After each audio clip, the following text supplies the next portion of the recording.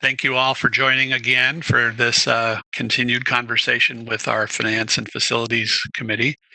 As you've seen from the emails, as well as watching the district activities, there's been lots of conversations about the finances, not only within our school district, but really across the state. And we're going to have a continuation of that conversation today.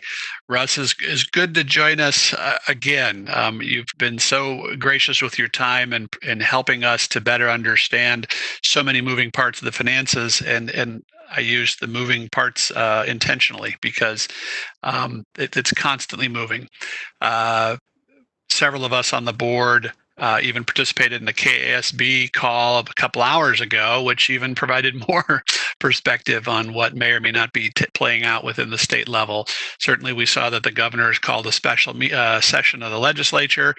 We were being reminded that although there isn't a specific agenda set for that, the laws and rules of the legislature allow a whole host of items to maybe potentially come up, including the budget in that conversation. So it may or may not on June 3rd. But in the meantime, we as a school district continue to be charged with the timeline that's presented that we've discussed before, and that is putting together a budget and then having an eventual budget approval by the board in August 10th, I believe. So part of our conversation today will be twofold for Mr. Knapp to give us what I'll ask is an abbreviated version of yesterday, what we went through. And maybe some of you were able to watch that live. Otherwise, you could watch that on video. But there was some updated information as well as some very helpful information on the operational side, which is kind of the meat and potatoes of our annual budget. So we've got allocated about 50 minutes or so for that conversation. So Russ, why don't I cue you up there? And I know you have some slides you can present as well. And I'll do like we did before, that if anyone has a question while we're moving along, I've got all the screens up here. If you could raise your hand, I'll flag down Russ and we'll ask a question at that point. The idea for this is the continuing education and update of this committee, as well as to incorporate this information into the second half of our task, and that is to generate these, I call them FAQ questions, to better communicate this information back out to the broader community. So with that, Russ, I'll turn it over to you and we can walk through operational budget process. Okay. Well, good afternoon, folks. If anybody did watch last night, this will probably be a repeat of information that I shared last night. So this is the slideshow that we presented last night at the board meeting. I will skip through quite a few of these. And Brad or Mary, if there's one that you want me to cover that I'm skipping through, please say, and I'll stop and cover that. Okay. I'm just going to go straight to the presentation that we did last night was about operating funds. And so that runs the day-to-day operations of the district. And that includes the salary and benefits for the majority of our staff, the student transportation, paying the utilities, and a lot of the supplies and services budgets for our different departments and our school buildings. And so when we talk about operating funds, we're talking about the general fund, supplemental general fund, which is also called the LOB, local option budget. They're one and the same. Special education fund, at-risk fund, bilingual fund, CTE, which for those that have been around, that used to be called the vocational fund, and they now call it career and technical education fund. So that makes up our operating funds, and the main revenue sources there are general state aid, special education state aid, local taxes, and some reimbursable and miscellaneous fees that make up our operating funds. And so when we're building our budget for 2021, we kind of have to deal with the facts, what's in front of us. And even though we know the recession, or not getting ahead of myself there, but the economy is a little bleak. But what we know now is statutory funding of $4,569 is the base that came out of the Montoy case. That is what the state's budget is built on. So this scenario that we presented last night was based on these assumptions of what's in law and what is in the state's budget to fund K through 12. So we're building our budget on a base increase of $130 to $4,569. And then I added in parentheses there, for each $1 change in the base amount will result in $35,000 reduction in spending authority in our operating funds. Our weighted FTE is, if you remember, the FTE is full-time equivalent, and this is based on student contact minutes. So a full day is 360 minutes. Anything less than that is rounded down to the nearest tenth. So 0.9, 0.8, based on the number of minutes those kiddos are in school. The FTE enrollment is where they start. And we already know that we're going to be 75 kiddos less than we were last year. That's because FTE is now based on prior years. So that kind of takes the guessing out of the way it used to be when it was based on September 20th of the current year. So we know what our head count is to begin with. All the additional weightings that we talked about in School Finance Formula 101 previous are determined on September 20th of the current year. So it'd be September 20th of 2020, which is the official enrollment head count. And so whatever were our minutes that we generate on that day is how we are funded. Okay. So whatever we're doing in August, November, December, it doesn't matter. All about September 20th in the state of Kansas. So we built into our budget a 2% decrease in our free lunch count, and that's what determines your at-risk weighting. The reason we built a 2% decrease is we've been trending down for 2 to 3 years in our free lunch applications. And the simple assumption there is if the economy is good, less people are on free lunch and vice versa. So given that, we did build in 2% decrease. However, it will be based on September 20th, 2020, and that could be a different picture. And we won't know that until we get to that point. If the economy, we see an increase in our free lunch count due to maybe the economy. Okay. There's special education reimbursement rate. The state is in their process where in May, all school districts submit their special education claims.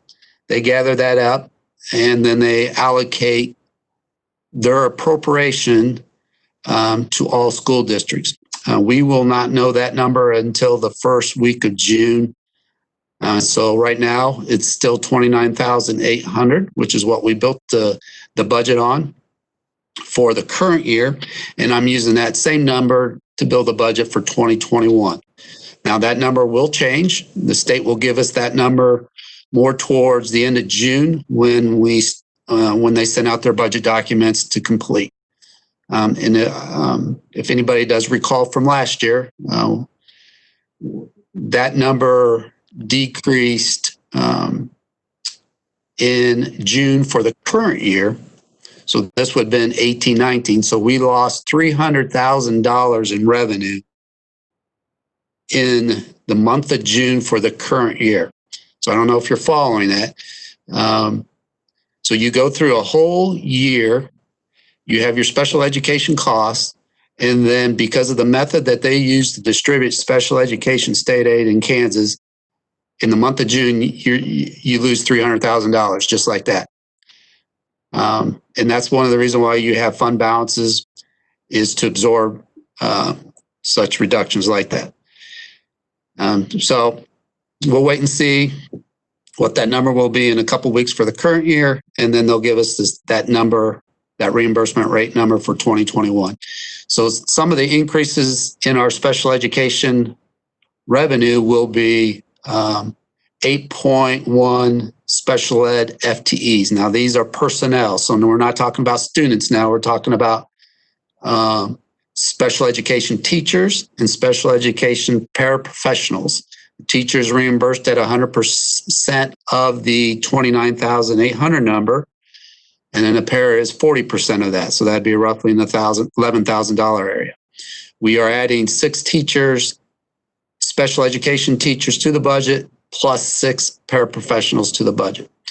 It is a reimbursement, and it is a net cost on our budget. So, for example, if we hire a special education teacher, that's roughly $70,000 to $75,000 in expenditures on the budget. We're only going to get reimbursed from the state $29,800 for that teacher.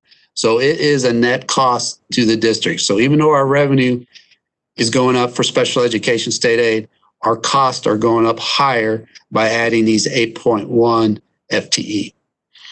Russ, I'm going to interrupt just if you don't mind for just a second there.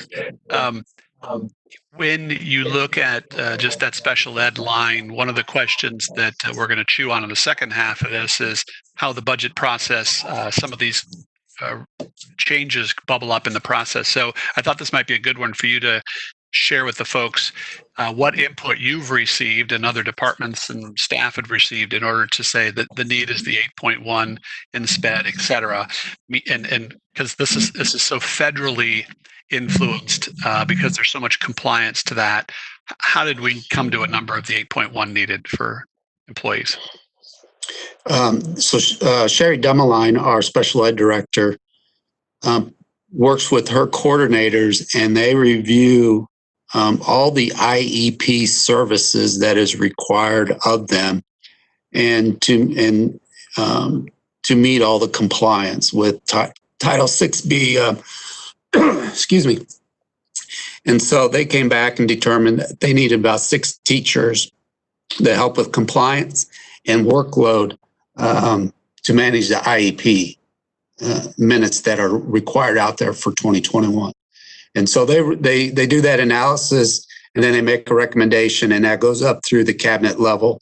The executive leadership team reviews that, and they'll give that blessing if we're going to add those positions or not. Dr. Aithe will report those down to the budget department, and then we put those numbers into the budget.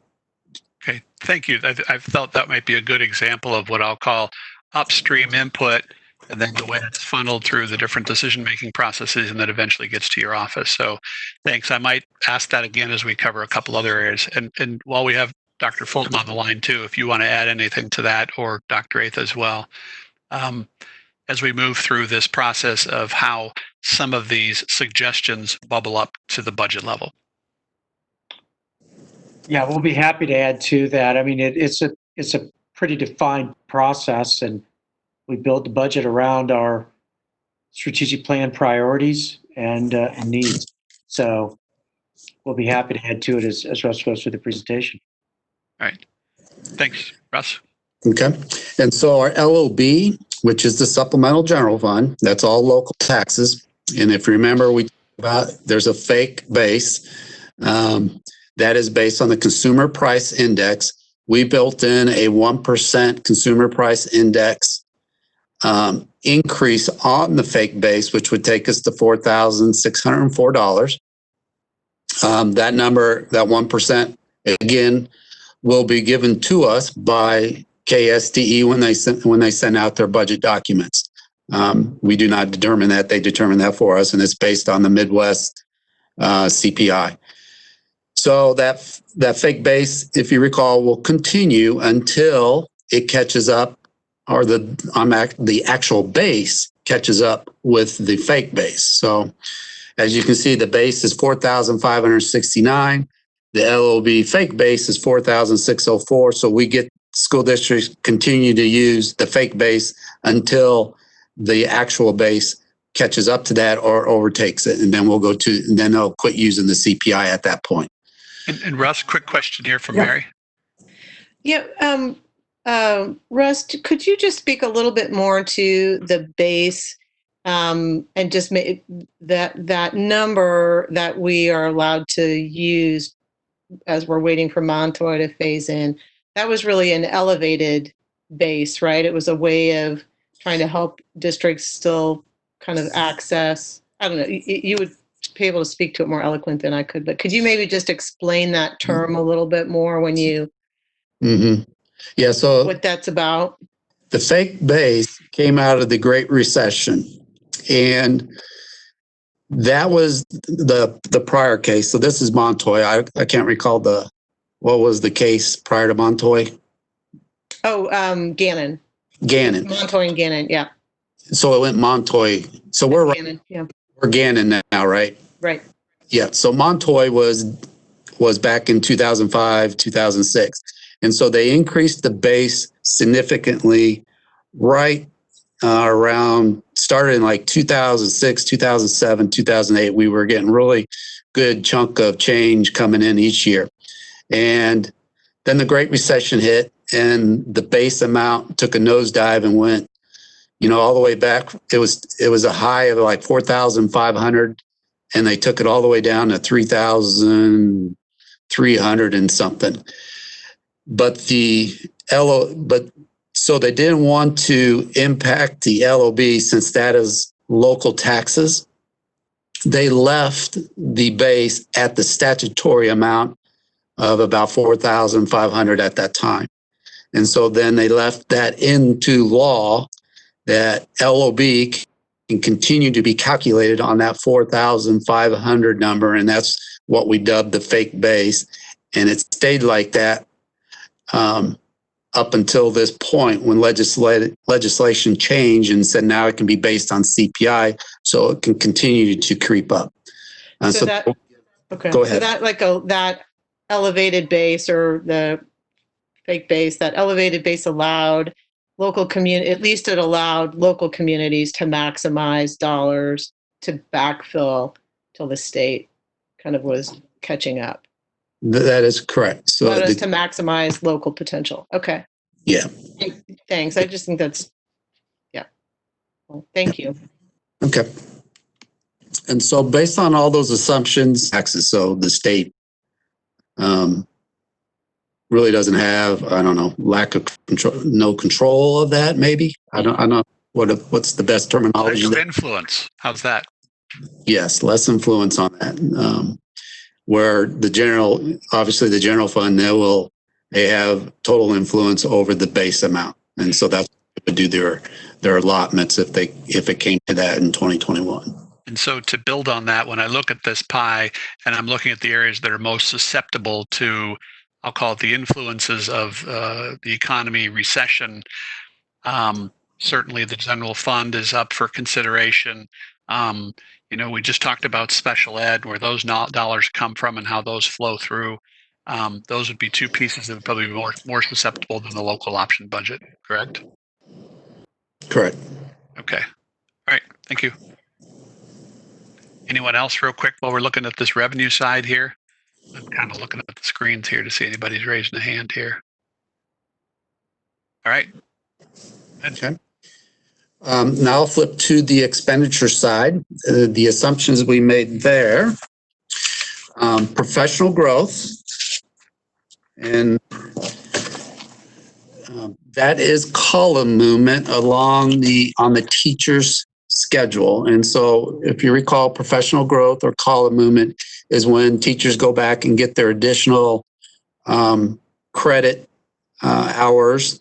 They can move horizontally across the schedule, which results in additional compensation.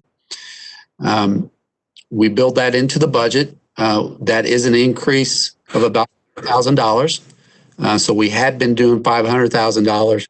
We increased it to $600,000 because the last 2 years we've seen an increase in professional growth. So 2 years ago is $572,000. This past year it was $739,000.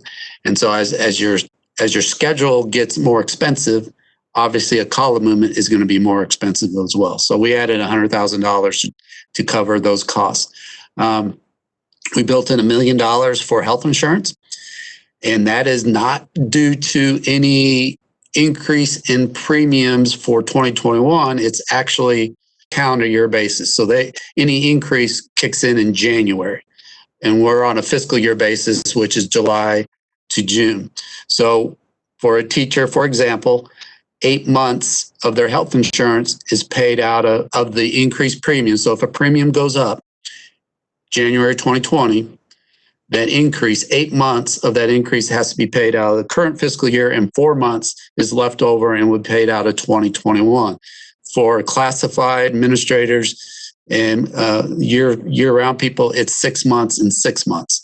So the increase that we saw moving the cap from $649 to $694 back in January, $600,000 of that cost will be realized in 2021, and then $400,000 is vacancies. So we have approximately about 50 vacancies at the time we put this scenario together, and we set out budget for those vacancies because we have to assume that if the position is filled, that they'll take health insurance, and we have that cost built into the budget.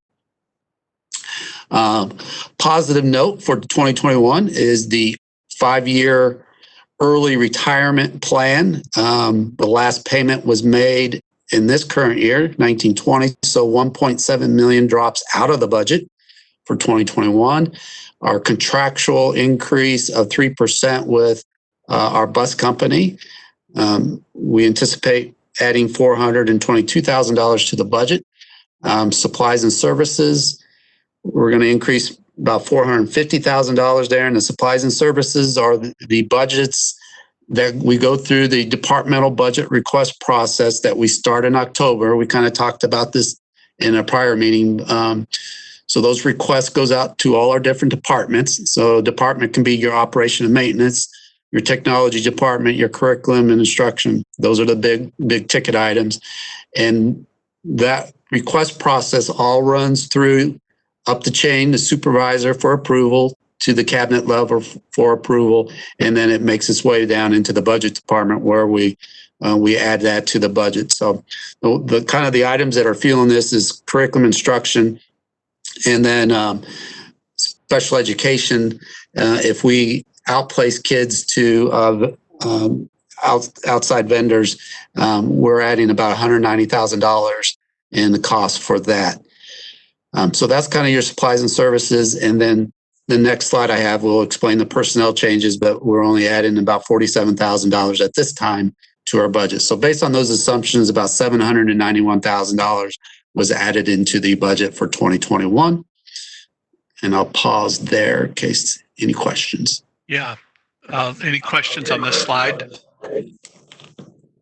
I'm kind of looking across to see, and we are hearing from Melissa, by the way, and she's trying to get into the call. So she is observing, and she'll be hopefully join us soon when we can get her in.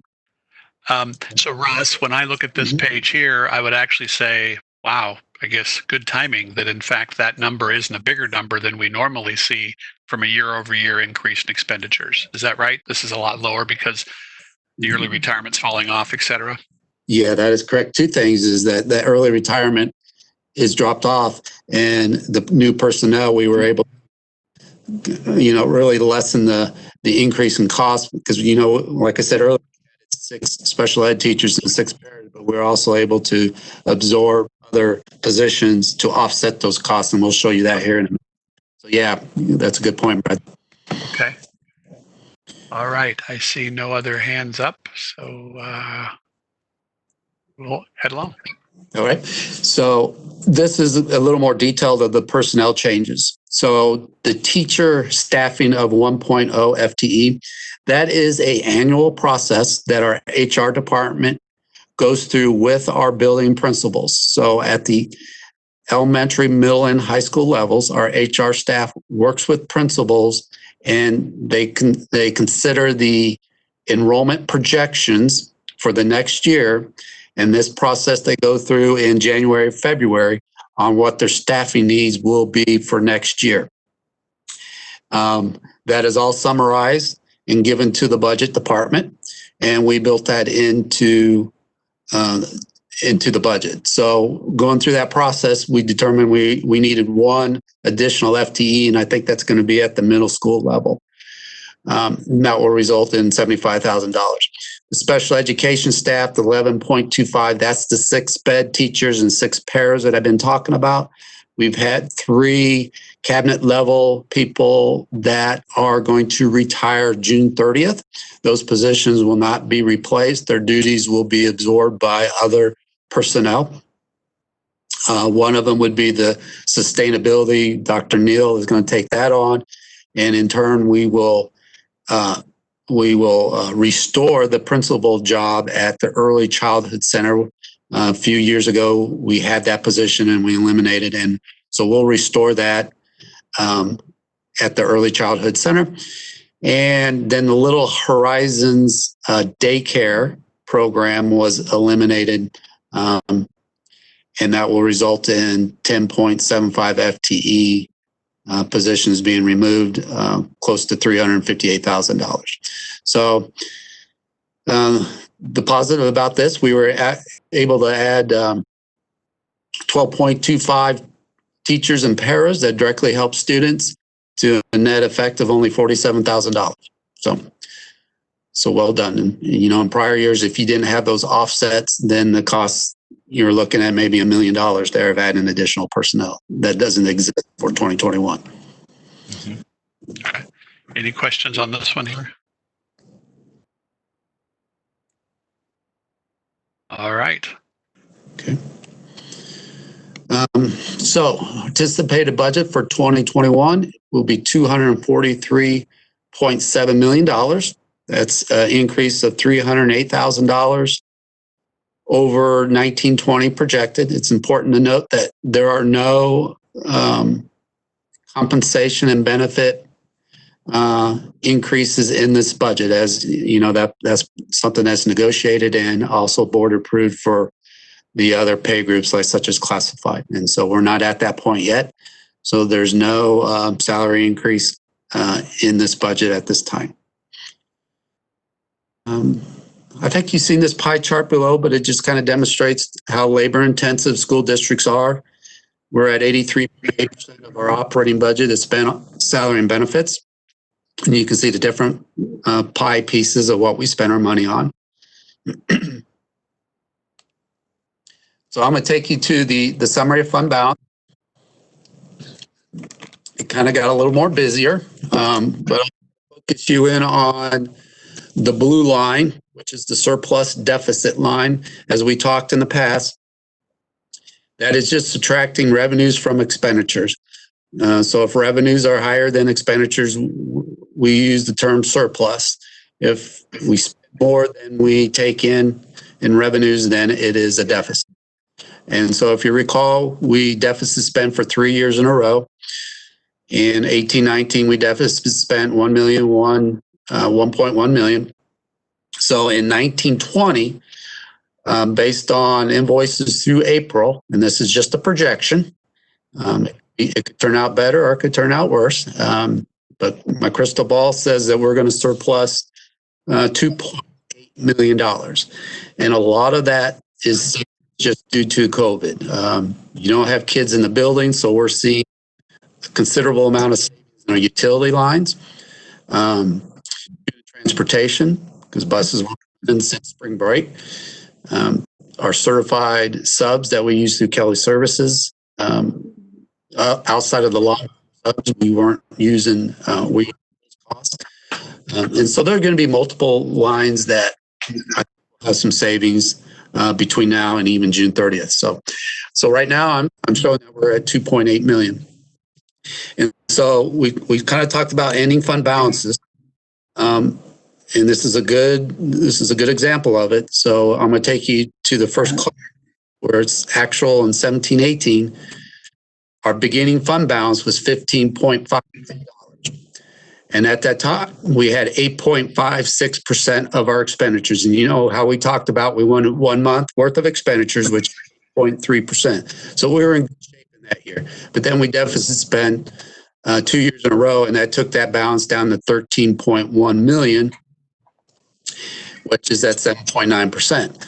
And so the only way you can shut that off is you got to set money aside out of your budget. Say, I'm not going to deficit spend. We need to get back to zero or a little bit of a surplus to stop that deficit spending. And so one positive thing that has come out of this is that we were able to do that.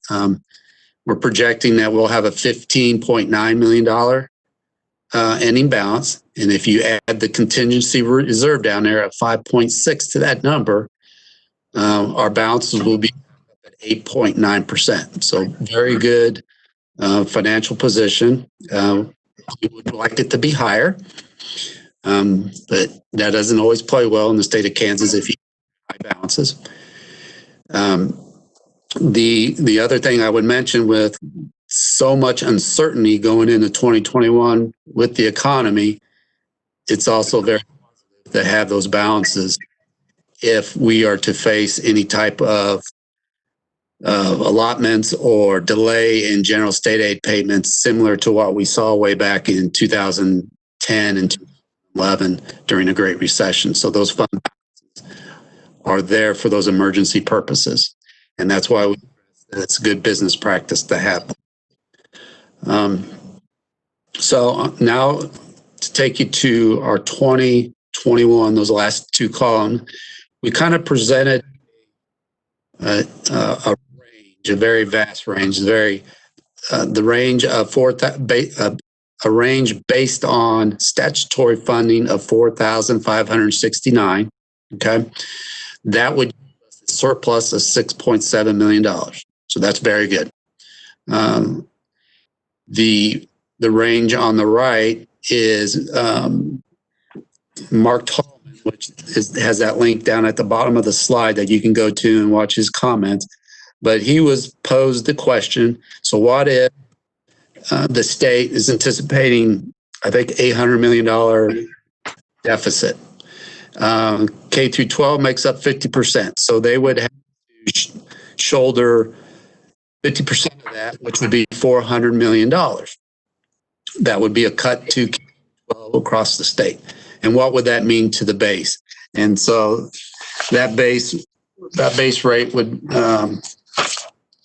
take it down to 3,986.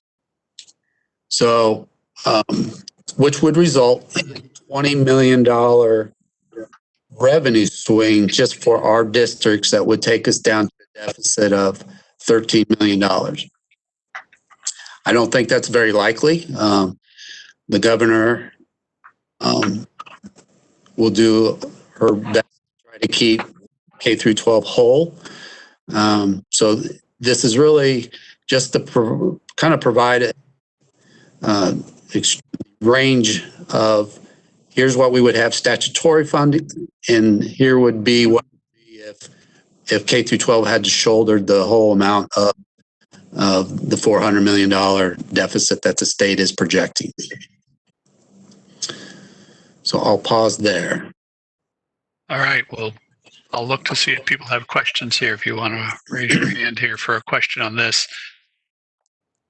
Again, as Russ mentioned, it is a large range to which to try to budget within. One of the questions that was posed last night at our meeting was to talk about where any federal dollars, I'll call it COVID special relief dollars, for lack of a better word, could be inserted into this, and how does that then stopgap at least next year? Because if in fact there's no federal intervention or additional dollars, and there isn't any improvement to the the state revenue estimates, then that far right column would be the scenario. So, Russ, one of the things we talked about last night was when we insert federal dollars, that very well could be a one-time event. And sometimes it comes with strings attached. Is that also true? That is correct. Okay. So that's what makes budgeting not only this year, but then going out in future years kind of tricky as well. And Brad, I think Ryan had a question. Oh, good. Go ahead, Ryan. Yeah, Russ, when you're talking about the expenditures for 19 or 20 or looking at 2021, was there any credit given for healthcare premiums? Just kind of curious if that's been discussed or talked about with the health carrier. No credits to my knowledge, no. Okay. I guess that would be a good question across all other vendor relationships. Yeah, I mean, obviously, I'm in the healthcare field. I know we're seeing that some where healthcare insurers, some states are mandating it. So I don't know who the district's carrier is currently, but I know premiums coming there, or some companies are actually crediting 2021 instead of giving money back for 1920. So it might be something to look into. In addition to other, like you said, merchants. Yeah, Melissa. Yeah, go ahead. And Let's see welcome. if this is working. And welcome. Okay. Thank you. Again, Russ, thank you for last night's detailed presentation. I listened, and so the part I missed today, I actually have seen, so I feel well prepared. I just wanted to weigh in with the uncertainty around the 400 million. That is, you've done a great job of explaining why that's the number being used to plug in there. I would urge committee members and the general public to watch a couple points along the way.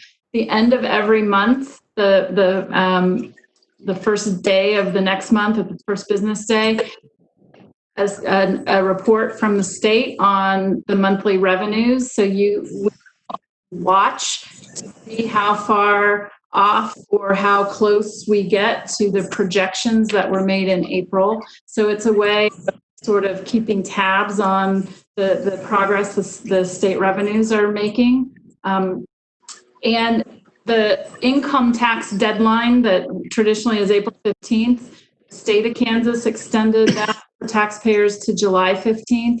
So that's another touch point where we'll get a report out of the state on how income tax revenues were affected by all of this. Last night there was detailed discussion about November being the next point in time where the consensus revenue estimating group will meet to adjust the formal state revenue projections. So there won't be any certainty around what we have to work with for the balance of the state fiscal year, or what the legislature might need in January until after the November estimates. But there are signs that we can watch along the way to help guide the thinking around what's happening. So I just wanted to throw that into the conversation. Right. And test my microphone. Yep, good. Thank you. Thank you. I'm looking across everyone else here. And while we have Dr. Fulton, I've got a question for him too, but I want to make sure everybody else is getting their questions asked. Not only are we... Chris had one, I believe. Oh, as well. Chris, go ahead. Again, Russ, thank you very much for your exceptional, as usual, explanations. I did have a chance to listen to last night, so hearing it twice was very, very helpful. You mentioned a couple of outside contracts, the Kelly Services and bus service that have provided some projected revenue credits, or some credits for revenue. Are there any other contracts that are out there that the district has that, number one, might do the same in the future, or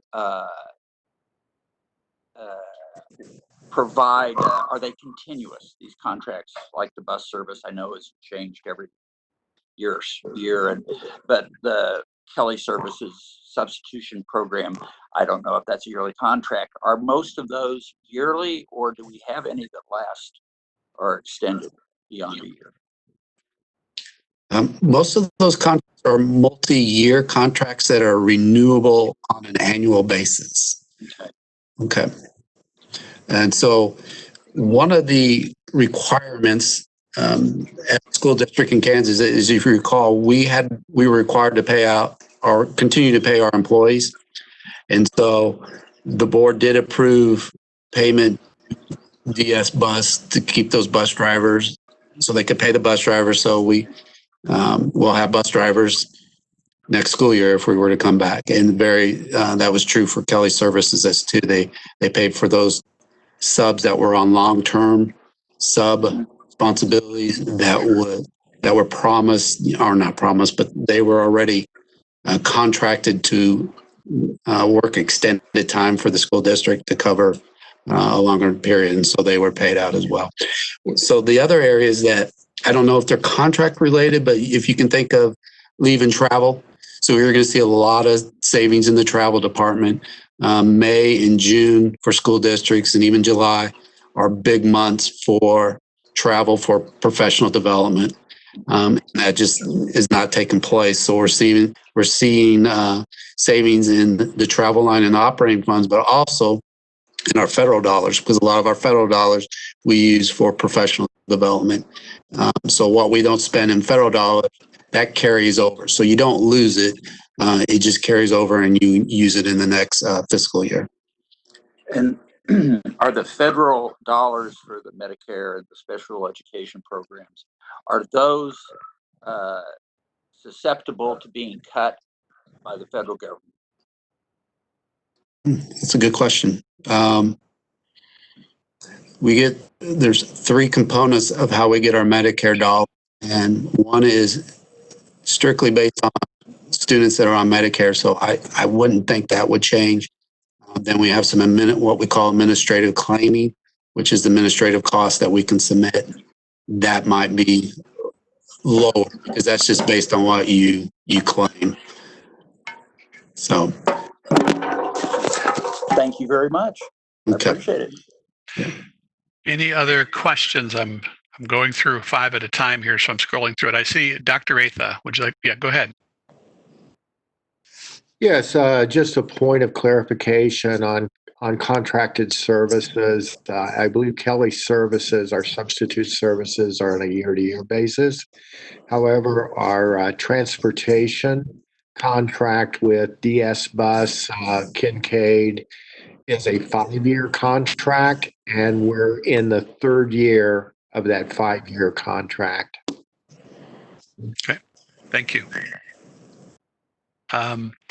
Again, I'm scrolling across the screens here, and I don't know that I see any other hands waving at me. I know we have Dr. Fulton for about 5 minutes or so, so I'm going to throw a question that hopefully isn't a full 10-minute question. As we, as a board, as a district, try to anticipate what the fall is going to look like next year, is there a third sidecar over here of projecting what cost differentials will look like if we have open buildings versus closed buildings in the fall? Is that a conversation that we try to put some numbers to financially? Great question. There may be. One of the hot topics nationally is making sure that students with IEPs, they're covered by IDEA. We need to make sure that services are provided effectively to all of those students. And there's a possibility of some increased costs in that area, particularly if we are either out altogether for a prolonged period of time, like we were this spring, or even if we're into a hybrid model where perhaps students are rotating in and out. So yes, there absolutely will likely be increased costs associated with running school under whatever COVID-19 scenario we have to create for running school. Another potential is increased costs of transportation, particularly if students are running on some kind of an AM/PM cycle. Now, I'm going to say all of this theoretically, right? There hasn't been a decision made on what school will look like in the fall. But the examples that I gave are the types of things that school districts around the country are going to have to consider as they think about how to ensure that children are getting educated. Our goal is to have them in the classroom.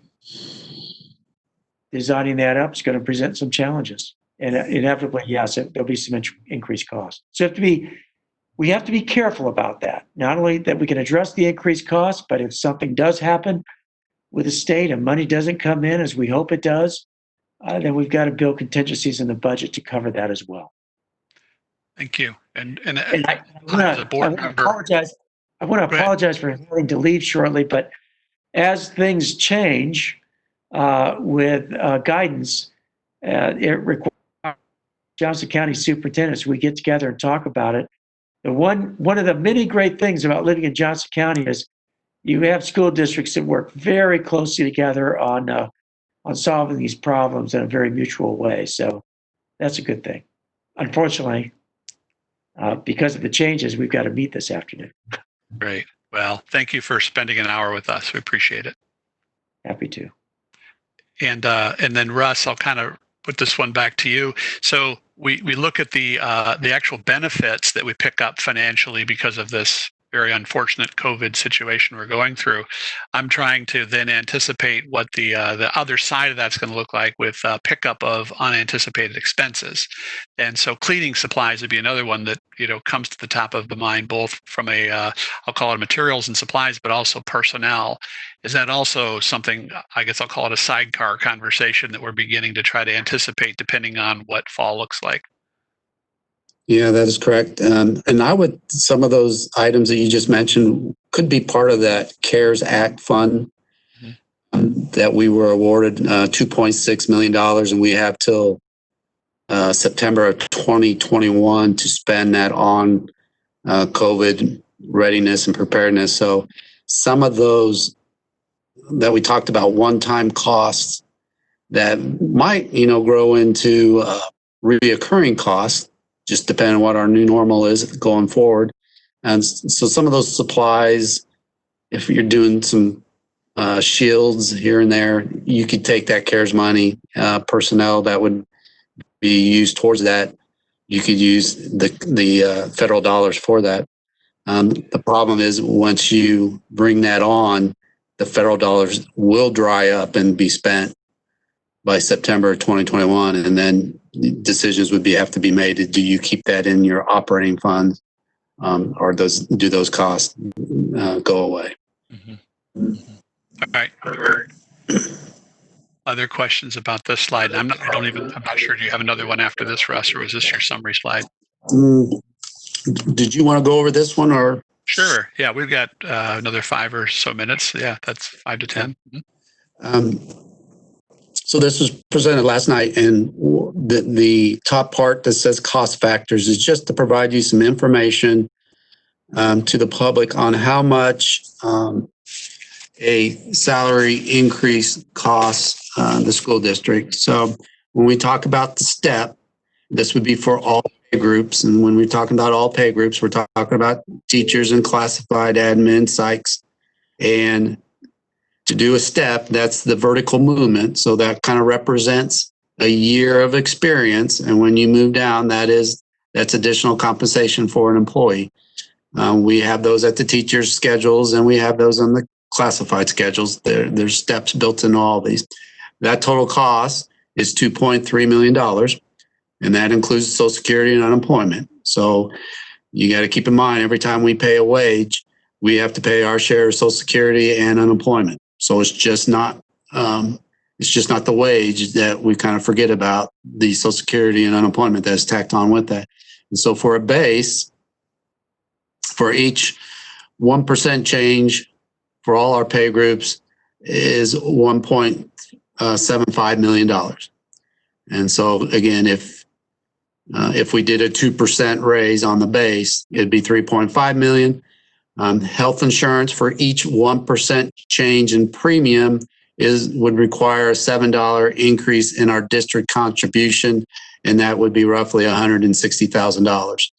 So any type of compensation package that would involve a step movement, a base increase, or an increase in the district contribution towards health, you have to add all those up, and that goes into the compensation package, and it does go into the budget, and it is a reoccurring cost. So it's just not a one-time cost. If we put that budget, if we do that compensation package in for 2021, those costs are going to be 21, 22, and into the future. And so that's all those were. And then this was a list of items that have been discussed for this past couple of years by the community, by our own district, of the different ones that we would like to see added to the budget. So that's items for consideration, kind of a wish list of about 170 FTE, totaling about $12.5 million. That's a big price tag. Obviously, it's more than what we have available. But the first two items have come out of the strategic plan to do 5 period for high school and middle schools to do 5 periods out of 7. And then, there's multiple things on the list that's been talked about in the future. Social workers has been out there. That would the 7 social workers represents how many we would need, and we would have a social worker at every school building in the school district.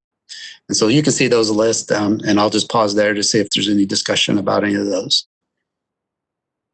I will add, we'll be speaking about more to this slide on June 8th. Right. Thank you. Just as awareness. All right.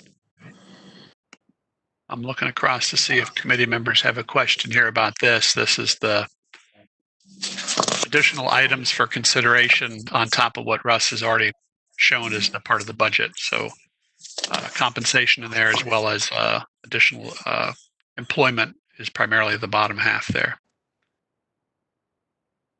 Anyone with questions there? All right. Well, thank you. That's also very helpful to see. Is that the wrap up slide, Russ? Yeah, I think I'll end there, unless if you want to be covered with the other slides, but I think that's a good place to stop. Okay. And what we might do is keep this slide up here for just a second while I transition to the other half of our conversation, if we're ready to do that, because I think there's so many questions that come from this slide. And I'm looking one more time just to make sure nobody's raising their hand here. So as we've talked about in our previous meetings, as well as the emails that we've provided and that you've provided input on, the second half of our conversation would be to say, based on this information that's been presented now multiple times in multiple different ways, but all through board meetings and committee meetings, how best do we even further communicate this information out to the general public, all the patrons of the Shawnee Mission School District? And the group was really good to provide a whole host of questions. And so the lens that I'll ask we look at it through is we have an FAQ, frequently asked questions page on our district's finance web page, but we just feel it could be more robust. We could add to it as a committee. We could tweak it, and we could even bring it more to present questions as well, because there's a lot of more, I'll call it, contemporary questions that are going to need to be added to it to refresh. So why don't we turn it over to Mary? And Mary has a spreadsheet that has been provided to you about an hour or so ago by email. I assume no one's had that much time to totally digest that, but that's the working draft that we'll work off of to begin this conversation about what would be most helpful to communicate out in the form of a Q&A and other publications and videos. I mean, we can talk about as creative as we want to communicate this information that otherwise is pretty tricky to digest. And then secondly, making sure that we are always providing the right avenues for folks to get any specific questions answered as well. We've spent a lot of time as a board and as a district trying to figure out a way to broaden what I'm calling constituent services, for lack of a better word, ways that we can get people the answers that they're looking for when it's more specific to maybe their school, their child, their neighborhood, those kinds of things too, which might not be addressed specifically on an FAQ, but might be very important to them. And so we'll talk about how people can best get those more specific questions addressed as well. Mary, are you able to turn over and be the host here? I think Russ might have to hand it to you. There we go. Yeah, I think I need. I did it, so you're good. Okay, thanks, Terry. Okay.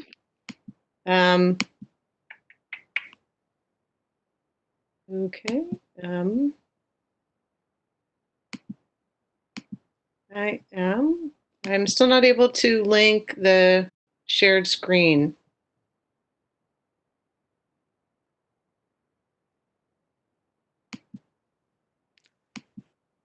Did your button not turn green on the bottom? No, it is still blocked out. Terry, am I definitely showing? Mine is blacked out, but if you click on it, does it do anything? No, it's blocked out. Huh. I'm seeing you as the host. And does Russ need to do anything on his end? Let me make you the host and see if that. No, Sorry, folks. that doesn't work.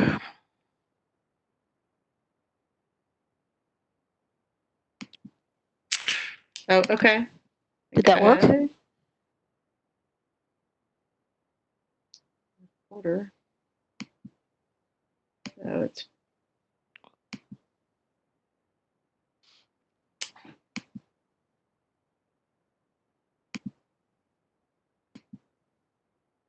I may have just interfered with, I apologize. I may have interfered with the recording capabilities here.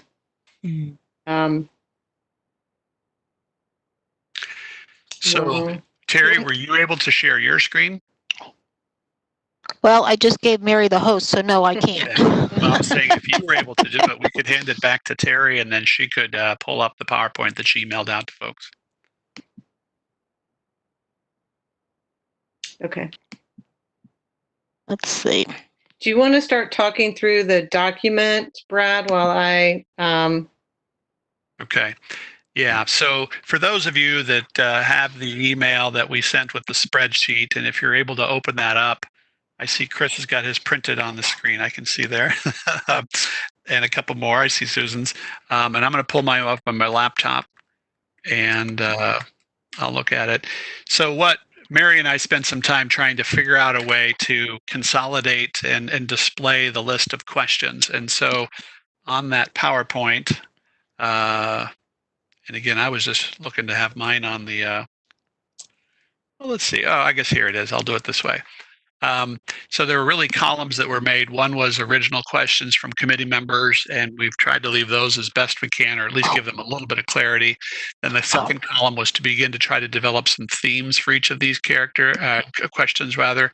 And then C would be anything that we would make better directed straight to the district to respond. And then maybe some rewording or consolidation.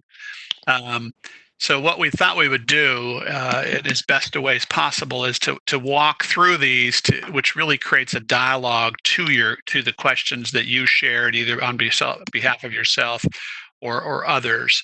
And again, I'm going to start with the working themes down the middle, and then we'll kind of go backwards. And that is quite a few of them fell in the category of anticipated revenue. Quite a few of them did, actually. And so Russ did a good job of talking about that big old wild card we've got in front of us about anticipated revenue. It was interesting because it wasn't until much later that we got into the expense side of it. Most of it was on the revenue side and how revenue comes about.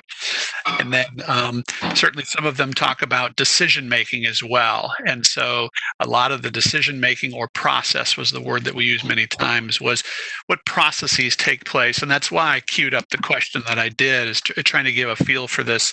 The funnel of decision making that takes place is where does the initial expense begin, and then how does it go through a process? And Russ touched on that with an example. For instance, when we did the special ed and the like. So I'm gonna start this way and then work backwards. Meaning, I'm going to turn to you as the committee and say, were there any things that jumped out at you, both on the questions that you provided as well as the ones that you read through this, that are observations and more general themes to say, wow, what really jumped out to me was it looks like the community needs to know more about this. So I'll look around and I see Melissa with her hand. So go ahead. Hey, Brad, thank you. I think I went through this exercise with the Children's Cabinet last fall, explaining and educating around the state budget timeline and how that affects our Children's Cabinet decision making. And I see a lot of the same threads. The timeline for the district may be somewhat similar that we run on, but I think what might be helpful is I will share with you all the infographic that we created. I know this is about an FAQ, but we created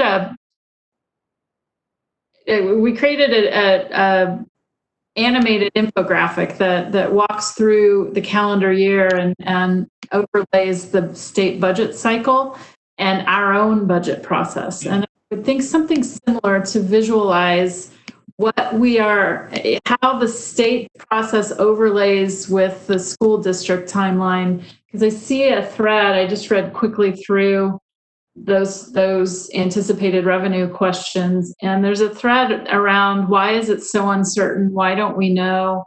I think it might be helpful to show it in addition to a written response to a question like that.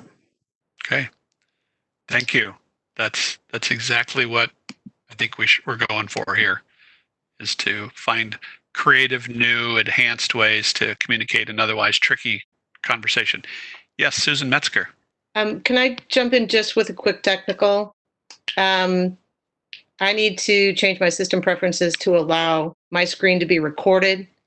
So that's the only way I can join in and show this document, but I have to quit. So I'm going to quit and then rejoin. Terry, you are the host, correct? I still have you as the... No, you are. If you right click on my name, I think you can make me the host again. And let me see if I can pull up this document. Okay. I need to edit it. I really am. Okay, that's fine. There's no right click on a Mac. Oh, never mind. I forgot you guys had a Mac. Never mind. Two-finger All right, click. keep going. So sorry. Susan Metzger, go ahead. I think I was going to piggyback on what Melissa just said and why what she is saying is so important to our patrons, and understanding that overlay from state to districts. And that is because questions come up that I can't remember if I even saw it on here. Well, there is one about the contingency reserve funds. So school districts, for as long as I've been involved in school districts, there's always been, why do you have to have so much in reserve? Well, you can talk about the reserve as it relates to just good business sound practice in case you need a brick and mortar type issue. But I remember in 2008, we got no money from the state. How thankful were the teachers and our staff, our most important part of the education of our kids, that we had made plans in a reserve. And so that is, I agree with Melissa, that is a very important educational piece for our community. And our PTA patrons, PTO, I know it's changed through time, those who attend meetings, but our senior citizens and those community groups whose kids are no longer there and they don't have this continued information, this is a very good component that should be easily accessed and dispersed. So I'm just going to say, yeah, what Melissa said. Okay, thank you. And I'm going to layer a question back out to the group on that as well. There's the way to present reserves and balances in terms of dollars, and then in terms of percents, and then in terms of months.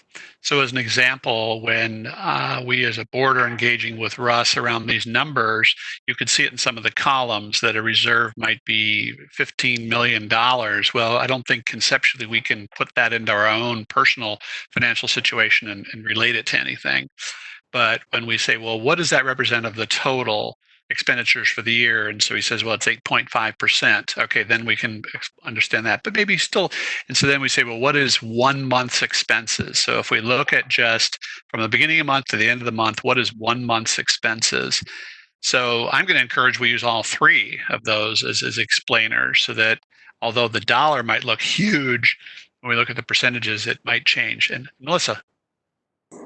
I would agree, but add that you also need the cash flow cycle. You need to show that in certain months, you don't have that $15 million in that particular column because it hasn't come in. It's your federal payment hasn't come in or your state payment hasn't come in. So there's a very big disconnect between the timing of the payments districts receive from both the state and the federal government versus and even the local property taxes versus when you need to spend those dollars, which is why outside of the formal contingency reserve fund, you still have certain funds that have ending balances at certain times. A snapshot in time is not the same thing as your cash flow cycle. So I would add that piece of it to this as well, as in one way, either visually or in a written question form. We need to be educating people about that. Okay. Yeah, because certainly it's not a consistent divided by 12 straight line. Okay. Other themes before we go down to the specifics of some of the questions. Any other themes that either you thought would rise up or that you and didn't, or the ones that you see rising up and really is an area that the district really needs to improve on? Yes, Ryan. I spent some time looking at the finance FAQ. I just think maybe a better story could be told there. The questions are FAQ questions, but they don't flow real well, in my opinion. Obviously, listening to Russ over the last 6 to 8 weeks or however long that's been, I've gotten a better understanding, so the questions made more sense. But the first time I looked at it, it looked like hubbub to me, just as a parent that probably hasn't been real involved in this level. So if I did have questions and went to that, yes, there were specific things that were answered, but it didn't really tell the story of what the budget process is, what the finance process looks like. I think that could potentially be improved. And then stepping back a level from that FAQ, when I was kind of looking at just that general finance, there was so much information on that screen, but again, I couldn't really decipher where to go to. If I just wanted a 30,000 foot level of what finance looks like or what budget looks like, and I know that's hard to do, especially listening to this for the last 2 months, there was just so much information, but it was down at the granular level. I think it was more in the middle of the trees instead of looking at the forest. So I think there could be some work done there. I know that's not specific around these questions, and I think these questions will help with that. But I just think it could flow a little bit better, and that's something this committee might be able to help with. Mm-hmm. Thank you. That I wrote those down, and you prompted another thought that I had, and that was searchable. I think we live in a world where when people go to a website, they don't want to have to read from top to bottom. If there's a box that says search, I just want to know X. And that's part of what we were trying to get at with that middle column of the themes, but to be able to put them in categories that look similar. But yeah, I think a functionality of flow, I wrote that down, and then searchable FAQ, and then trying to do the 30,000 foot level. Thank you. Any other comments before we kind of walk through some of these questions? Yes, Chris, go ahead.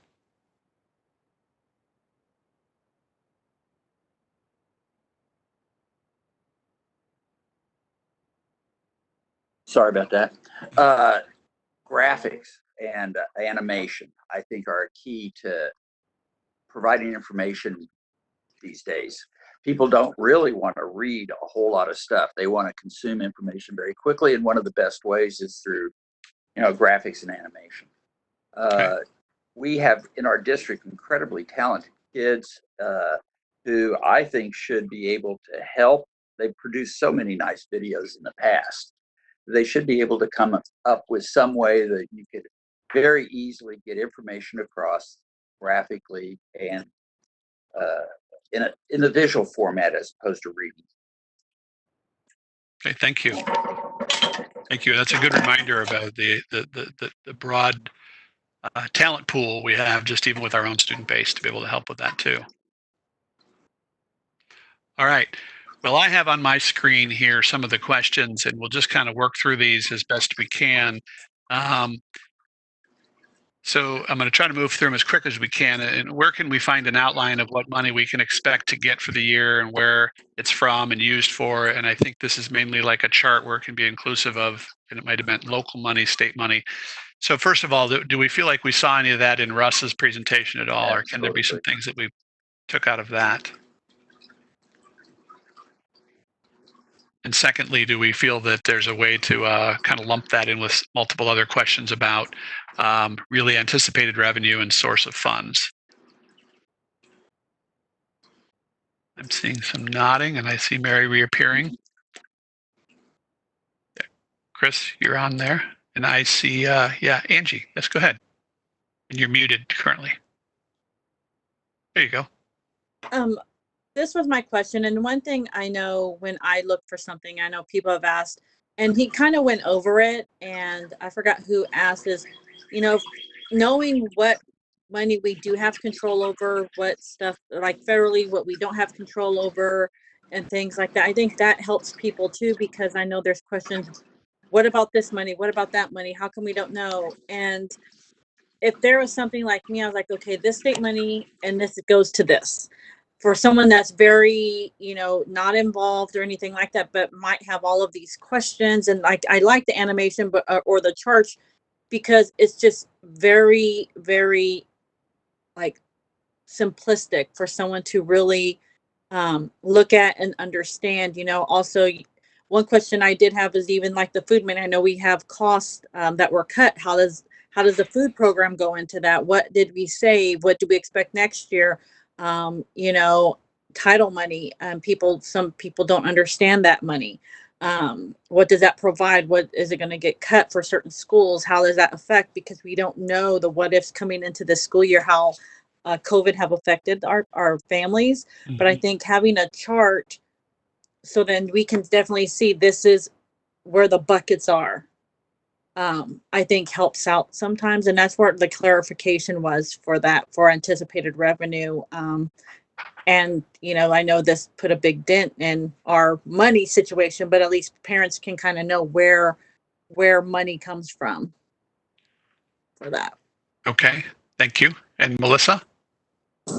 I think to tie on to that, Angie, I think that's a good, a really important concept that most people don't have time to pay attention to, but I think it relates to process in other realms. So it's state and federal legislation, the process of appropriation, I think matters to this. And I think the role of the state board matters. And I don't know that I don't recall seeing a question that touches on the role the state board has and the state and federal legislatures.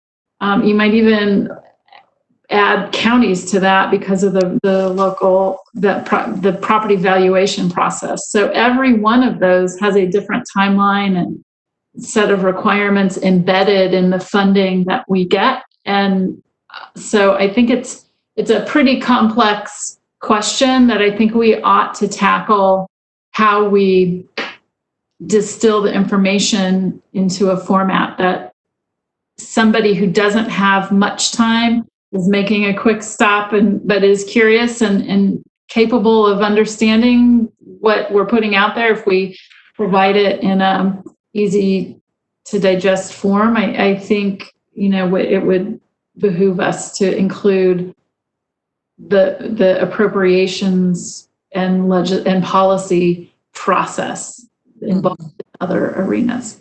Okay, thank you.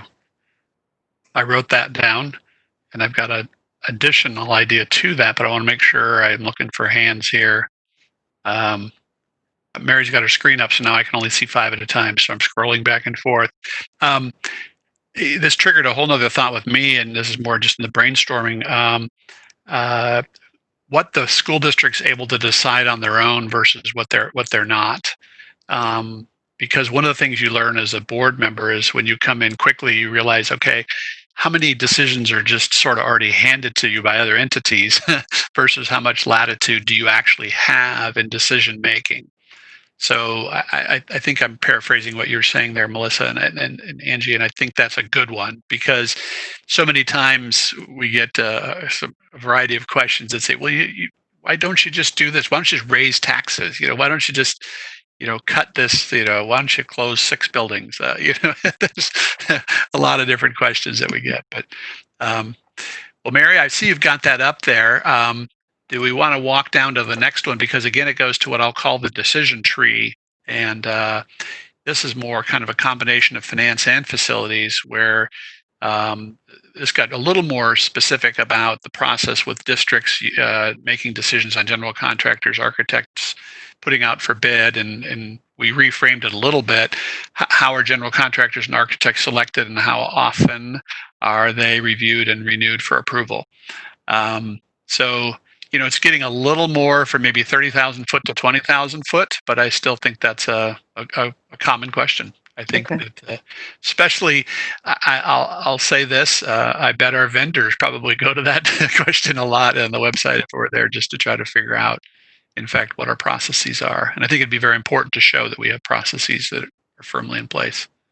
But I'll stop talking there. Mary, go ahead. So before I go to this line 4, did you want me to add that last question to the reworded FAQ to include what is the role of all those various entities? Yeah. Was that the addition? I kind of was I was logged out for part of that. So if there's another edit, you can let me know and I can add it after the meeting. So part of it is, what is the role of each of these entities? And we would include the State Board of Ed too, is one in there.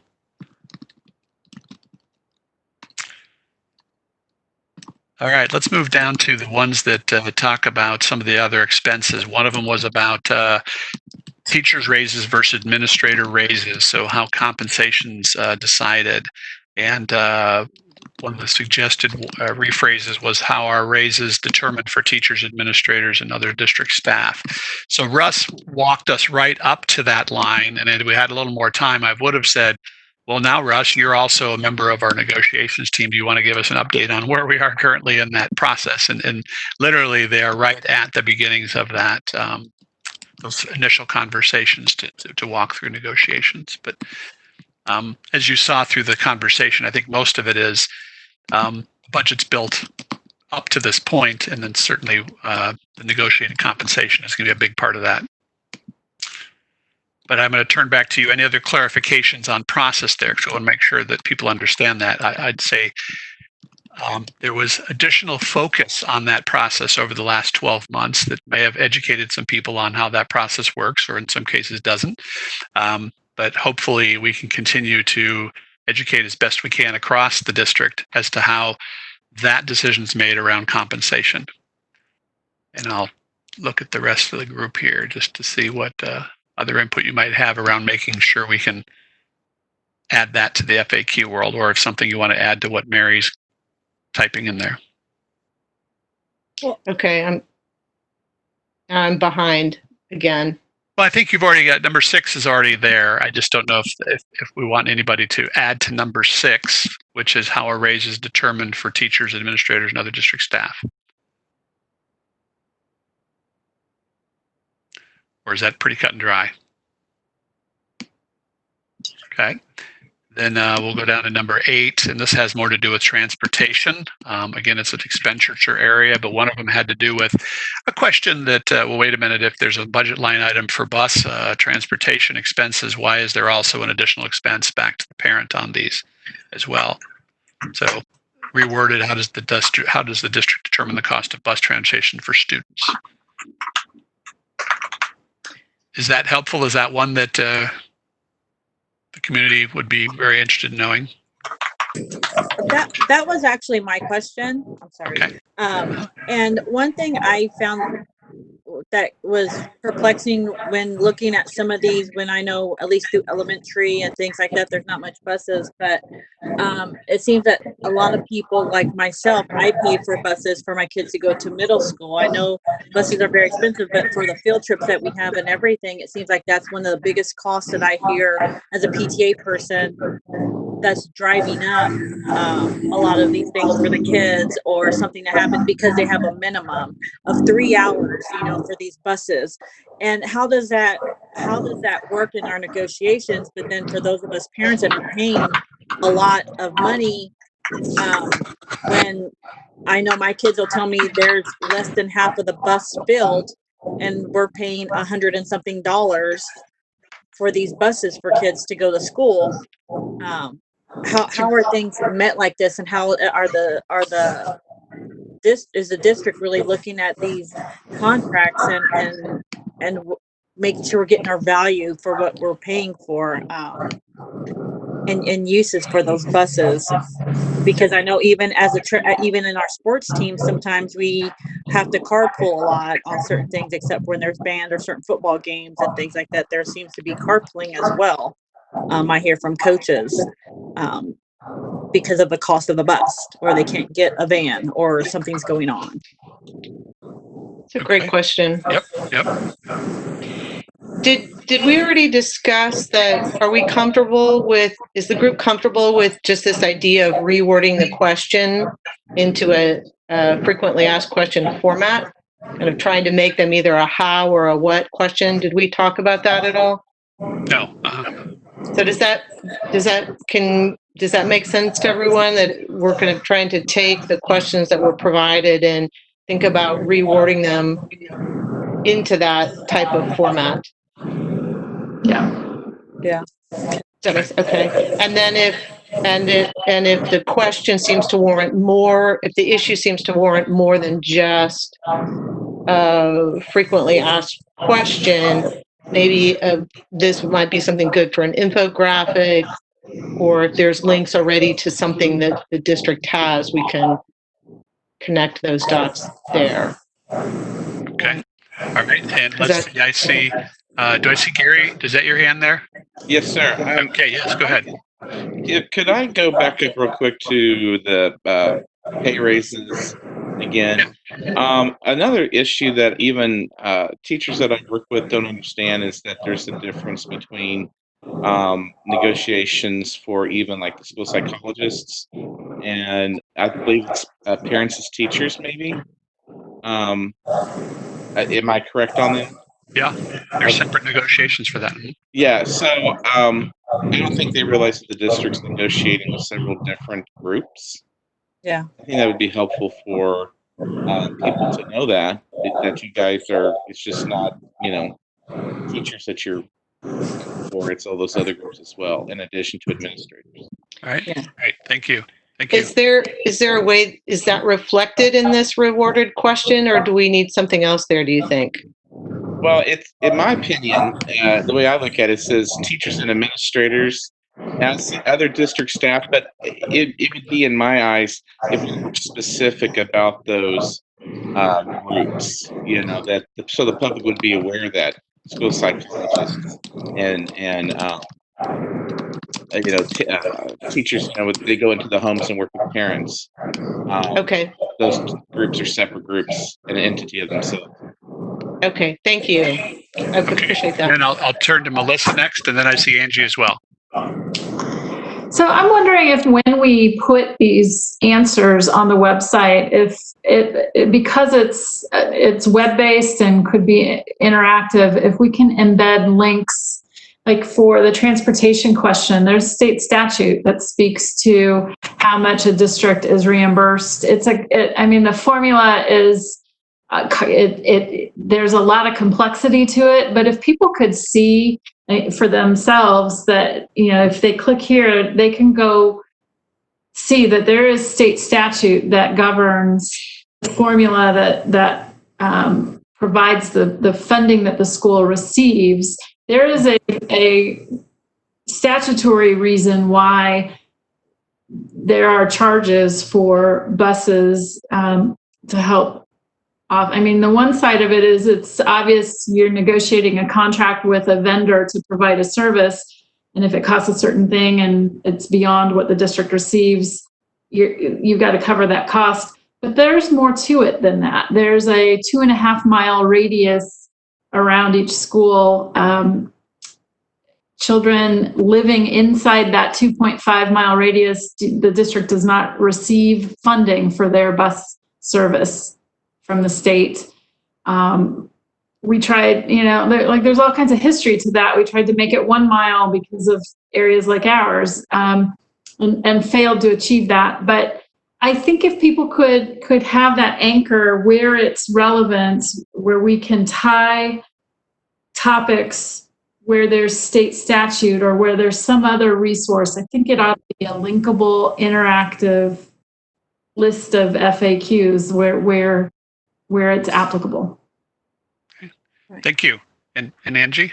Going back to what was discussed about the salaries and things like that, I think one thing that can help, because I didn't realize parents as teachers was different than some of the other ones, but even like you had said, maybe a searchable way, if this is going to be web-based and everything, just putting how are salaries determined, or a general question, and then put categorize the groups, like see the listing of the different kinds of salaries.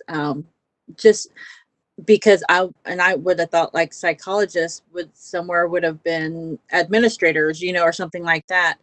So then it's somewhat broad, but there's maybe a parenthesis or something, so then people can see there are these categories. So then we know the negotiations for teachers is going to be different than like he said, the parents as teachers, or the certified and things like that. I think that sometimes can let people know as well within that question somehow to categorize it based on that field, because if someone was searching salaries or whatever payroll, they might see that and have those little graphs of what the percentages are, or when negotiations are, what group is in charge of that area, or unions and whatnot.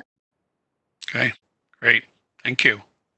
And I see Mary's got that embedded in there as well, or added to it.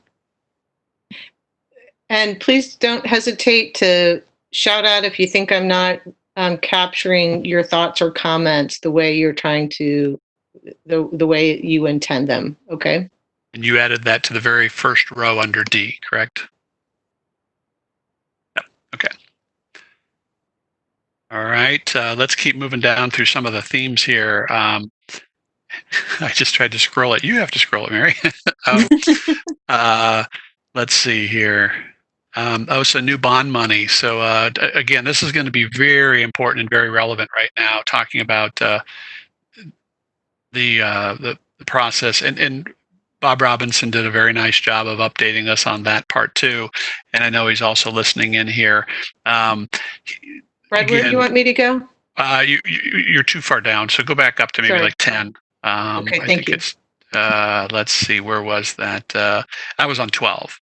Okay. Brad, Yes.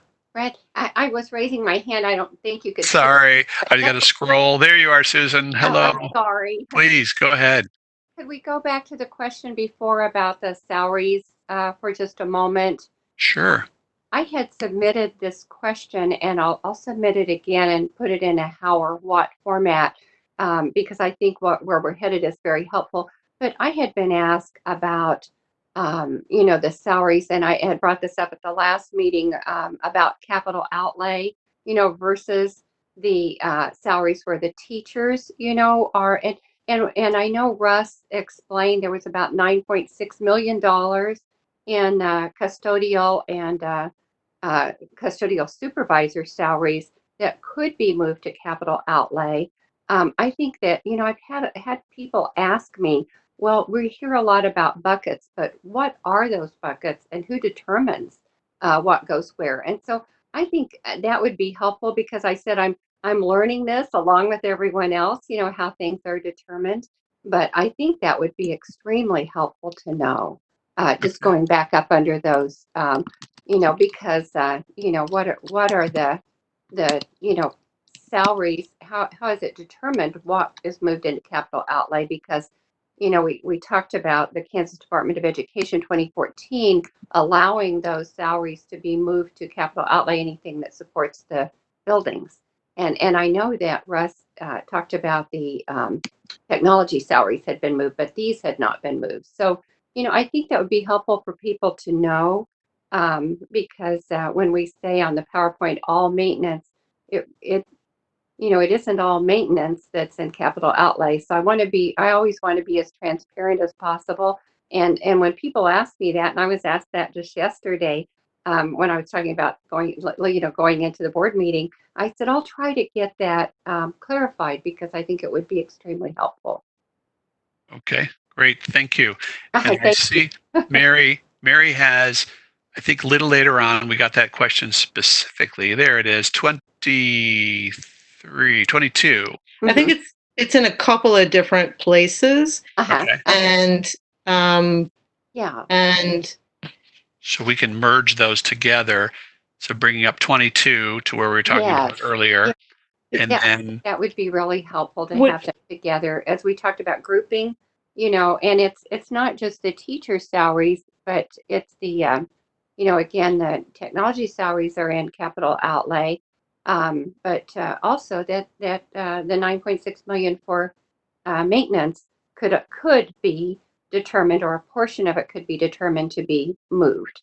So I just think that would be helpful. So do you want me to sort? Do you want to put that? Would it be helpful to try? I tried to identify working themes. I think heavy emphasis on the word working here. Yes. But I'd be happy if the group would find it easier if I were to sort right now. well, no, I think, Mary, why don't you just grab that line? There's several of them, though. We'll grab There's a- 22 and pull it up and park it underneath the one we were just working on. Yeah. Cut Okay. and paste. Okay. Yeah, Yeah, I think that's thank where you. we can do a little grouping on the fly, I'll call it. Yeah. Okay. You might. Okay. You're going to challenge. I can't drag it, can I? Right click and Yeah. Okay. I got it. and Okay. then, You want me to put that with raises? yeah, so there should be a blank underneath that, and then you Yeah, just plug it right in there. There Okay. you go. Yeah. And then again, boy, just thinking out loud, I believe in the presentation last night, and they're all starting to blur together for me, Yeah. but I think there was a one slide of Russ's presentation that we didn't go over today, where he had 3 columns, and he talked about capital outlay, and then he talked about, I'll call it current, and then a certain percent and another percent, and the ability to utilize capital outlay for expenses. And Mary, correct me if I'm wrong, did we see that last night? I believe it was part of it last night. Yes. Yeah. So, and wouldn't it be nice if we could then just have a direct link back to something like that and say, well, here's the PowerPoint from this presentation that answers that question. Yes. So I'll just put an X right here for now. Okay. Because I think there's both. Okay. Okay. Thank you, Susan. Thank you. I appreciate it. I would just add to that same conversation, there's also a state statute that should be linked so that people see the restrictions in place. And I think if we can put all this together in a good package, I think people really will get a better understanding of it. Okay. Thank you. And Susan Metzger. Okay.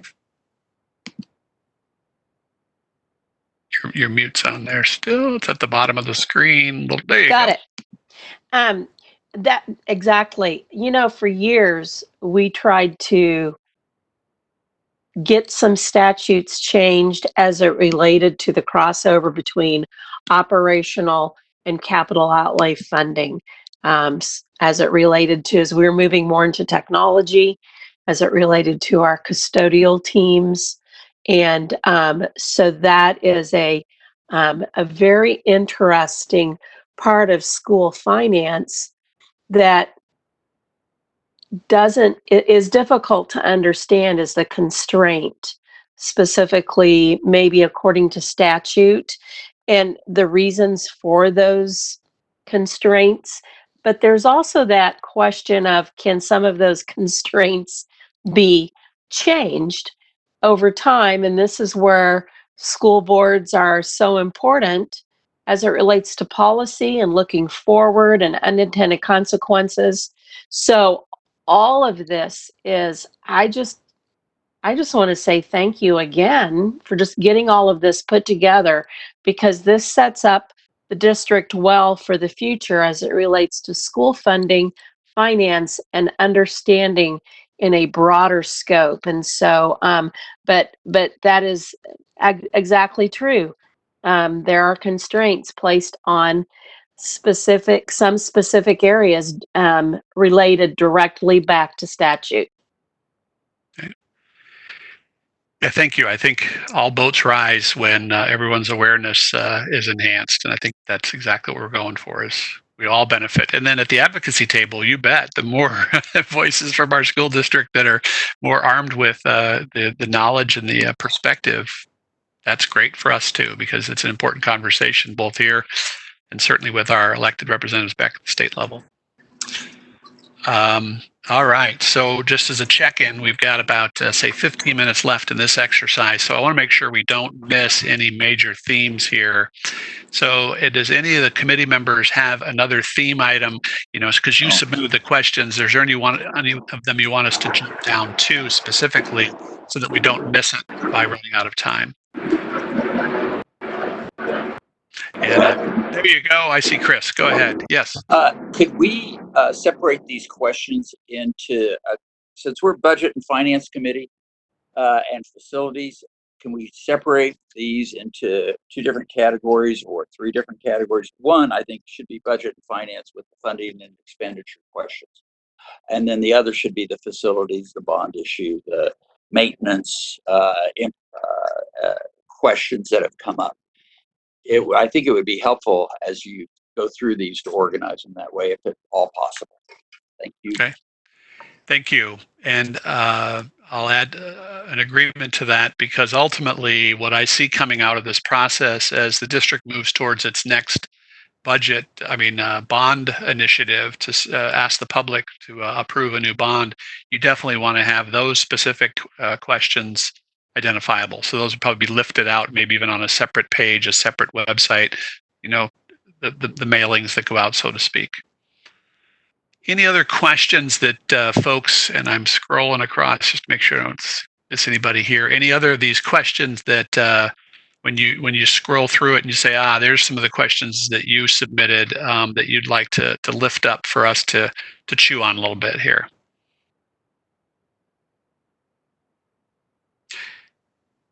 So I'll have fun with one of them, and that is number 25. Let's just say there's a lot of competing narratives out there. How is that?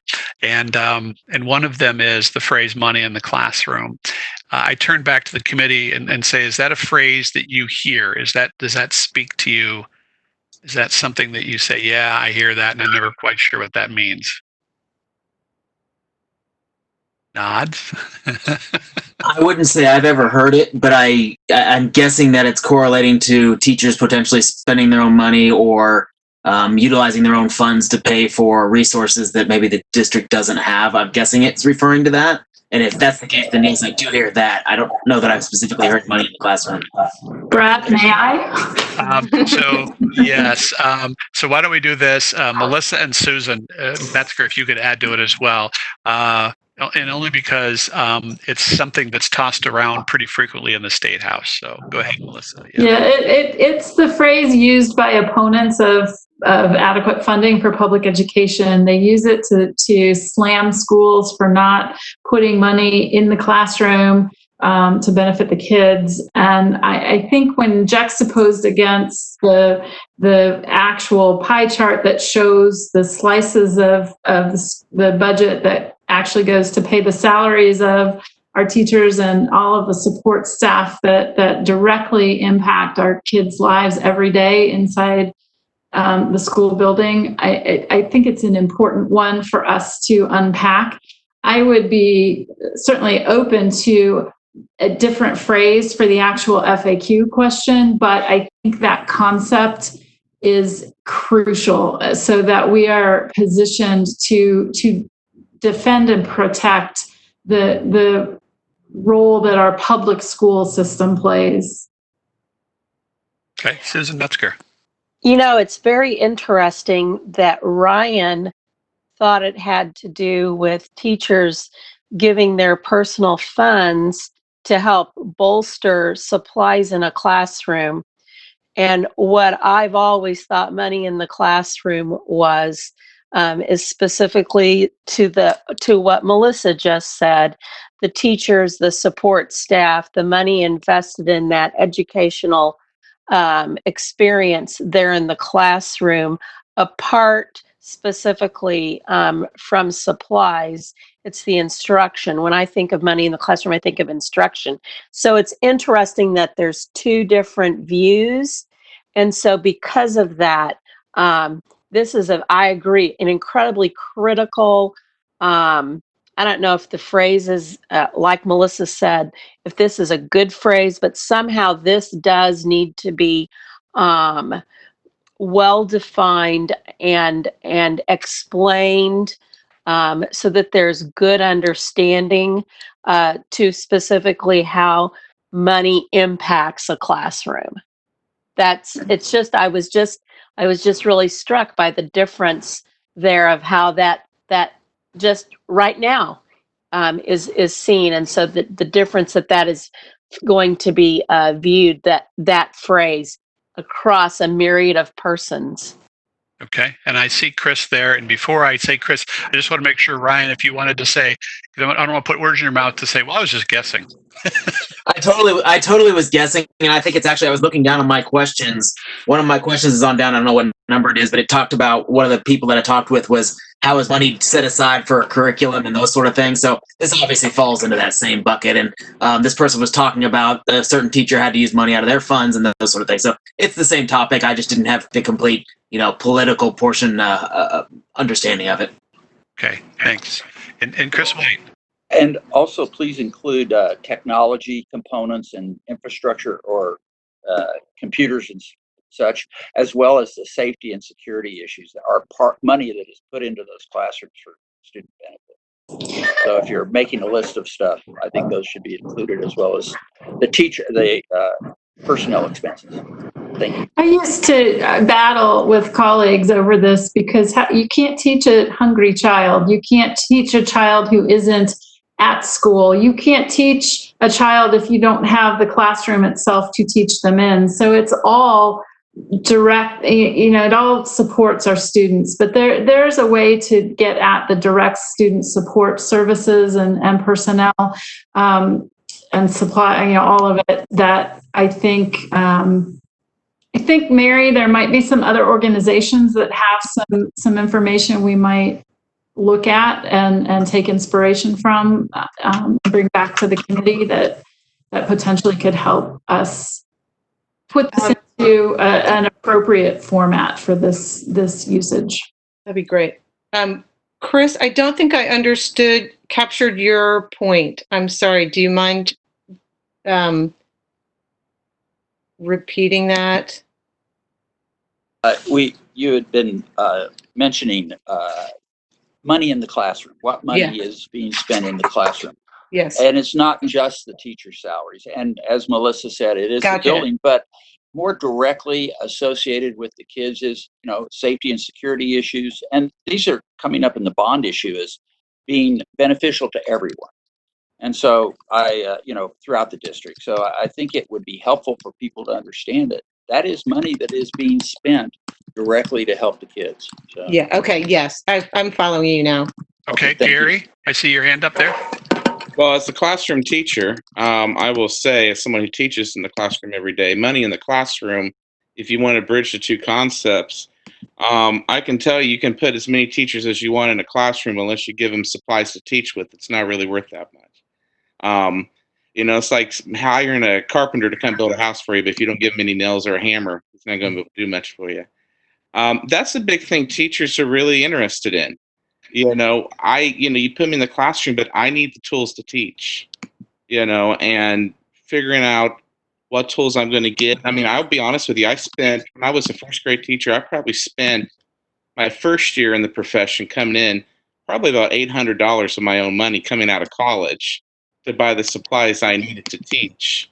And that's everything, including markers and manipulatives and everything else. I probably overspent, but that's what I did. And then on a normal year, probably about $250 to $300 a year of my own money, minimum, to buy the stuff that my students needed. My budget, my classroom budget, back when I taught first grade many, many years ago, was only about $100 a year to buy supplies. So getting money into the classroom, that's a big issue for teachers. Okay, thank you. Mm-hmm. Great perspective. All right, as we have about 4 or 5 minutes left to wrap up on this, and then just to manage some kind of next step expectations, that Mary has been very helpful in constructing this and then editing on the fly. We'll get this back out to you, and hopefully between reviewing it and thinking through this conversation here now, hopefully giving it a better frame for what the hope from this document and ultimately this communication effort. If you have additional input, by all means, shoot it in an email back to Terry Wintering. She's been gathering all this information. That'd be super helpful. But we've got a few more minutes here left. I didn't know if there's anyone else that looks at this and says, well, there was one question that I provided that we really haven't touched on yet. And so I'm scrolling through the pictures to see if anybody's there. I think I see Chris. Are you pointing here? Trying to unmute.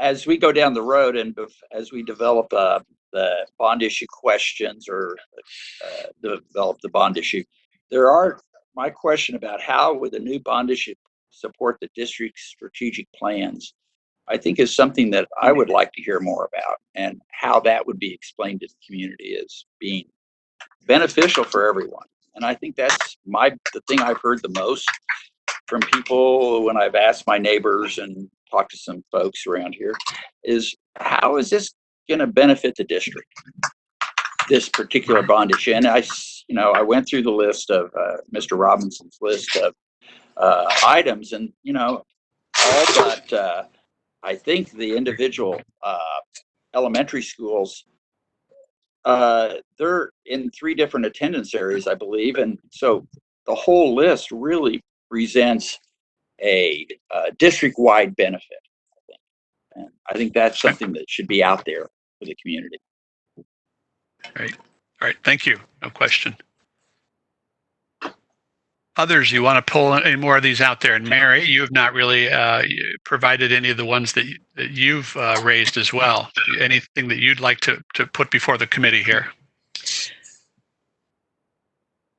Okay. I had been looking through the lens of what maybe hadn't been asked, but I think most of my questions, a number of my questions were already brought up by other members of the community or of the committee. There were a couple that came up during last night's board presentation. I was kind of listening just to that specific a presentation by Mr. Knapp on the operations. And I was just thinking, even just about terms, do we need to define what LOB is? Should we provide definitions of step and column? Should we kind of talk about the difference between a calendar year and a school year? That, becomes particularly relevant as we're facing a budget through the end of December, that calendar year that is pretty solid, but smack dab in the middle of the school year, things might change significantly. And so I just had kind of listed a few of those kinds of questions. So perhaps a glossary to attach to this as well. Yes. Mary, I would include fiscal year. Yeah, I was thinking we could probably come up with and maybe if we kind of go this route, we might all collectively contribute to what are some of those terms we want to define.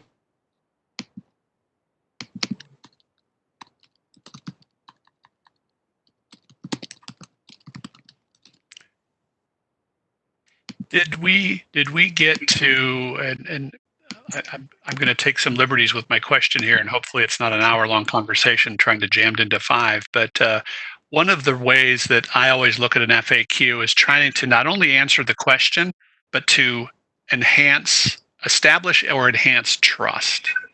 And part of that would be to say, okay, if I'm just an average patron, a taxpayer, a parent, and I have a question, and maybe it's triggered by something that didn't sit well with me. So if I'm going to go to an FAQ, I'm going to go to a website, I'm going to go to a resource, I want to make sure that not only I can find it, and then it kind of at least answers my question and provides me a little more background, say, okay, well, I thought I understood it, but I guess I didn't understand it as bad. So now I understand it better, so I feel better about it. Or I'm going to follow up on this, and this is how I go follow up on this. So those are some of the other things that I'm trying to look for this, is how to enhance credibility, enhance trust, enhance transparency. So I'll turn to you in these last couple of minutes. What are we missing from this that might address that concern or interest?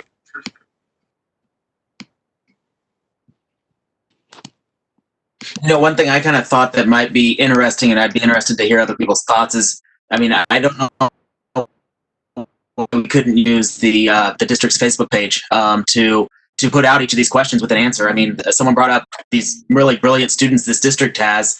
We could utilize them and their understanding and people that might have interest in public education and create some informatics that are pushed periodically, once a week, once every other week, that's answers to these questions, and utilize the district's Facebook page to put that information out there.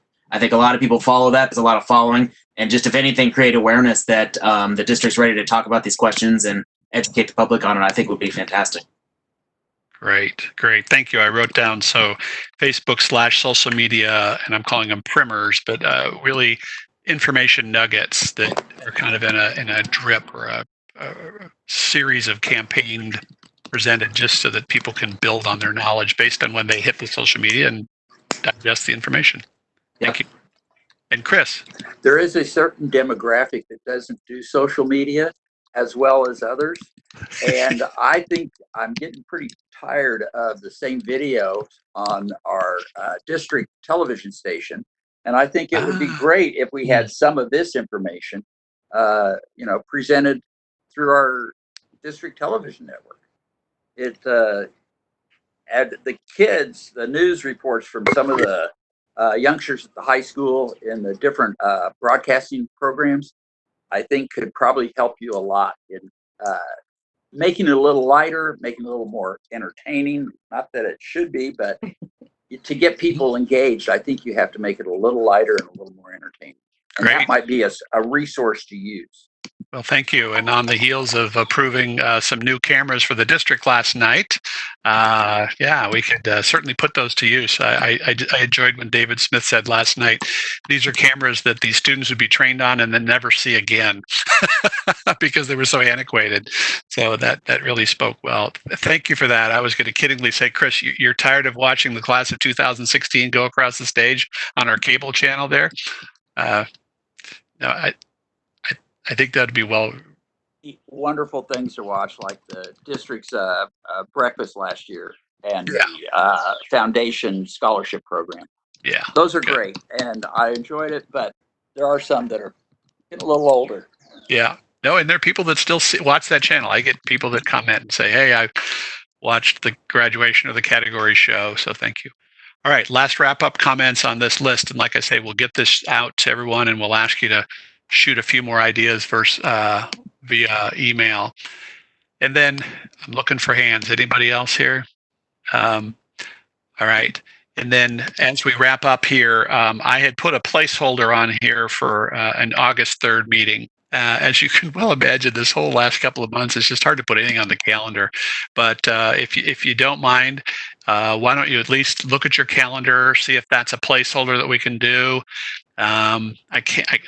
I'm so naive. I don't even know where we are in the next fall semester at that point already. But the reason I put that there is August 10th is the date that the board will hear its final conversation, public input, and then eventual approval of this budget August 10th. So I thought it'd at least be good for us to have on the calendar on August 3rd that we could reconvene. So I'm seeing a thumbs up from Melissa there on that date works, and Chris as well. Any others? And thank you, Susan Metzger. I may be a little bit late because that's New Teacher Academy. And okay. I'm not exactly sure what my duties will be that day, but I'll be here. Okay, and thank you. And I saw Ryan raise his thumb up, and Mary as well. And I have no idea. In an enhanced and improved world, we'd all be at the CAA, and we could be there when you're going through the academy at the same time and meeting there. But who knows? Angie, does that work for you? I can.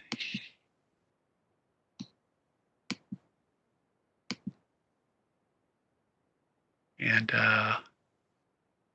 so why don't we? What you said? August 10th. I'm sorry. August 3rd. August 3rd at 2 o'clock. Mm-hmm. I think so. Okay, and certainly I know that we don't know what phase we're going to be in at that point. But Susan Lindahl, does that seem to work okay for you? That works. Yes, thank you. Okay, great. Well, folks, thank you for investing 2 more hours of your time on behalf of the Shawnee Mission School District. This is very helpful. Hopefully you gleaned quite a bit of information that's helpful to you personally, but equally what you provided back to the district will be very helpful as well. So please, again, feel free to shoot any follow-up emails to Terry regarding this working list that we're on, or any other ideas that just came to you. I think there was some great ideas shared today, and we want to keep that idea flowing. Ultimately, we want to communicate this as best we can. Thanks for your work. Right, thank With you. that, we are adjourned. Thank you all. Thank you. Thank you. Thank you.